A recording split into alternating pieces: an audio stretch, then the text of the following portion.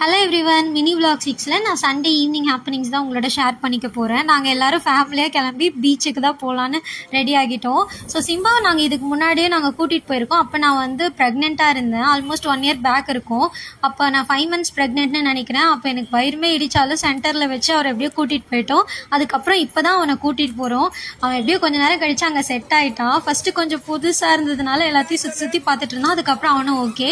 And எனக்கும் இப்போவும் பீச்னா இப்போ வரைக்குமே ஃபஸ்ட் டைம் போகிற மாதிரி எக்ஸைட்மெண்ட்டோடு தான் நான் கிளம்புவேன். அது எத்தனை தடவை போனாலும் சலிக்காத ஒரு விஷயம் அப்படின்னு நினைக்கிறேன். என்ன மாதிரி நிறைய பேர் ஃபீல் பண்ணுவீங்க அப்படின்னு தான் கமெண்ட் பண்ணுங்கள். அண்ட் அங்கே போனதும் ஒரே நோஸ்டால்ஜியா ஃபீல்ஸ் தான். கன் ஷூட்டிங், அப்புறம் கார் வந்து ஃபஸ்ட்டு நாங்கள் ஒரு தடவை ரைட் கூப்பிட்டு போனோம். அப்போ வந்து ஜோன் அவுட்டில் தூக்க விளக்கத்தில் இருந்தான் போல். அப்புறம் கொஞ்சம் நேரம் கழித்து அவனே கை காமிச்சு கேட்டான். அதுக்கப்புறம் என்ஜாய் பண்ணான்.